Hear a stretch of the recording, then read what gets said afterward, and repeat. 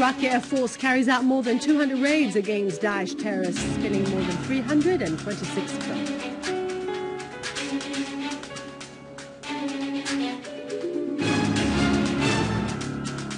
The Syrian Arab Army eliminates many terrorists in several areas and destroys the tunnel used by them in Aleppo.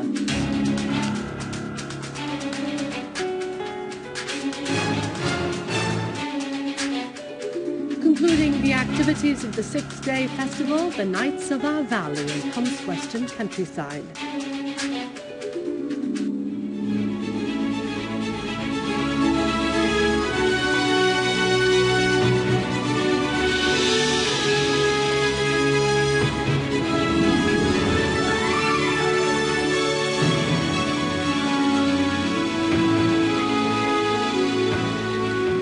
Welcome to our news bulletin. I'm Dania Nizam. President Bashar al-Assad issued a decree assigning Dr. Nader al-Halqi the task of forming a new government. In Damascus and Daraa countryside, the Syrian Arab Army unit carried out an operation targeting a terrorists' hideout, killing all terrorists inside and destroying their weapons and ammunition east of Misraba in Douma. Syrian Arab Army units also eliminated many terrorists and injured others from the terrorist group so-called the Islamic Front in Adr al-Balad.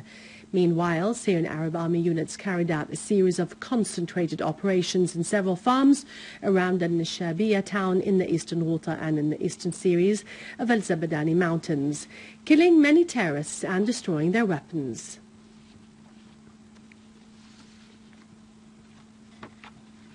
Four children and a woman were killed in terrorist attacks by rockets on several neighborhoods in Idlib city. Several rockets fired by the terrorists hit the neighborhoods of Al-Sheikh Al-Salatin Al-Salibi Street and near Fatih Sayyid School, inflicting heavy casualties in the houses and properties. Minister of State for National Reconciliation Affairs at the caretaker government, Ali Haidar, said that the circumstances in Aleppo are ripe for national reconciliation initiatives.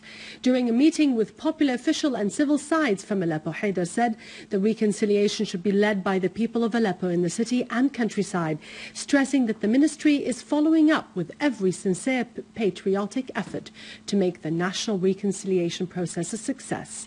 For his part, Aleppo Governor Mohammed Wahid Aqad said that the people of Aleppo, who have suffered a lot from the acts of terrorists, are resolved to confront terrorism and defend the homeland, adding that the governorate has supported every initiative and suggestion that was in the interest of reaching reconciliation.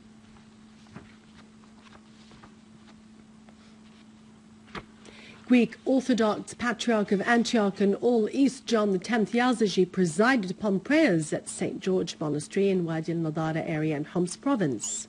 In his sermon, Patriarch Yazigi said that Syria's resilience comes from its people, army and leadership rejecting the idea of intolerance, controlling the relationship between Muslims and Christians, as the Syrians never embraced the Takfiri mentality throughout history. Patriarch Yazigi stressed that the Prophet Muhammad instructed that Christians should be protected and treated well, with the monastery itself housing a priceless written letter containing these instructions, wondering what kind of instructions did those who claimed to be Muslims follow when they targeted the Christians in Malula and Mosul. Patriarch Yazigi asked how the world can turn a blind eye to the abduction of bishops John and Paul and to the abduction and displacement of Christians in Iraq, stressing that the Christians of the Middle East will remain in their homeland, even in heart, if circumstances force them to leave temporarily. He asserted that Syria will remain a place of light, hope and faith in its good people.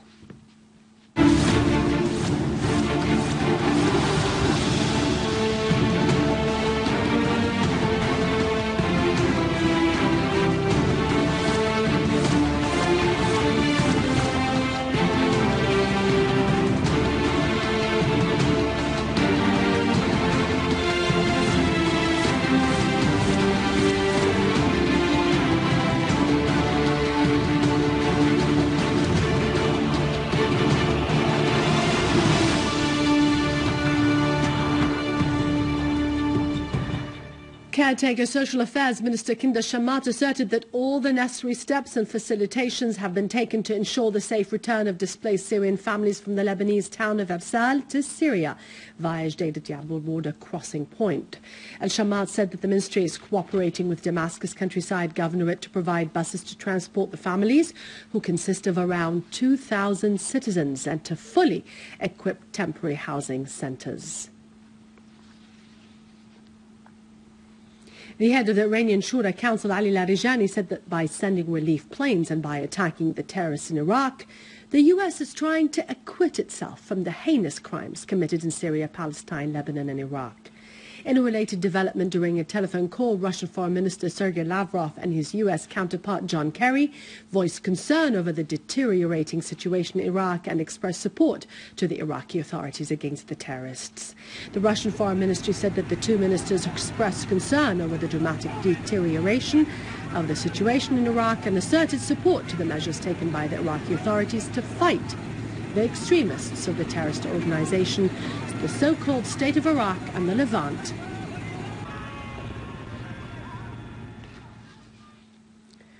The Iraqi armed forces eliminated more than 200 terrorists of the so-called Islamic State in Iraq and Sham, which belonged to al-Qaeda terrorist organization. The governmental national media center said that the air forces and the Iraqi army eliminated more than 45 terrorists who belonged to the aforementioned terrorist organization and injured 60 others, including an assistant of the leader of these terrorist gangs, by shelling their gatherings in Khansur Castle in Sinjar suburbs in Al-Mosul city. In Kirkuk city, a security source announced that 70 terrorists from the same terrorist organization were killed or wounded by the Iraqi Air Force's shelling the hideouts to the south and west of the city.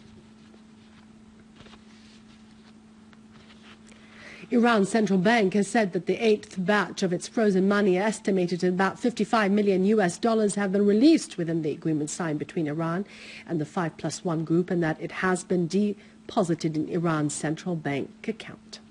Thus, the total amount of the released money, estimated at $4 billion, have all been released. European sources have indicated that nuclear talks between Iran and 5+1 group that have been suspended last month would be resumed prior to the UN General Assembly's session scheduled for the 16th of next month.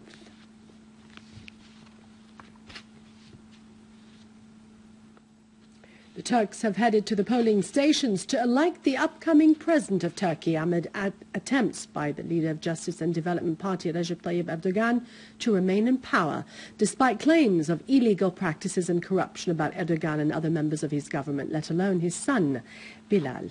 The elections would crown many electoral campaigns that have shown no enthusiasm among the Turkish due to Erdogan's practices that have triggered discontent among the public opinion. Despite the fact that polls have shown that Erdogan is the preferable presidential candidate, political analysts have indicated the future of Justice and Development Party foggy, adding that there is a possibility that this party would diminish if its leader to be elected as a president of Turkey. Observers have said that Erdogan insisted on direct voting and amending of the constitution to remain in power, as he had no chance to remain as a prime minister in line with Turkey's constitution.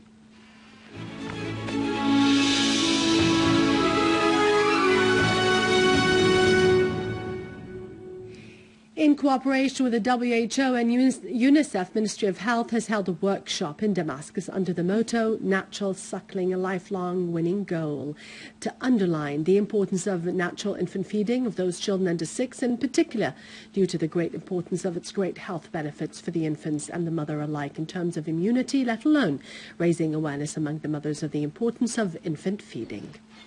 Minister of Health of the caretaker government, Dr. Saad Naif, has underlined the importance media can play in boosting the culture of natural infant feeding, adding that Syria is one of the pioneering countries that have for long adopted this culture. Both the WHO and UNICEF expressed readiness to cooperate with the Ministry of Health to support any project that enhances this culture on a broader scale. In Homs province, competent authorities have discovered an ancient basalt stone in an under-construction building, Karmashami neighborhood. Archaeologists have said that the stone is about 1,700 years old.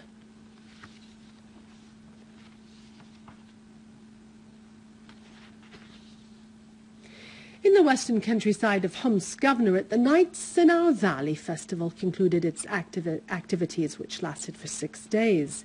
The festival included several cultural, artistic and athletic activities. The aim of the festival was to activate life there after the Syrian Arab Army restored security and stability to Al-Wadi villages. And with this, we end our news for today. Thank you for watching us. For more details about Syria and the region, you can always view this bulletin again on syriaonline.sy. After the break, it's Vani with our business and economic news. God bless.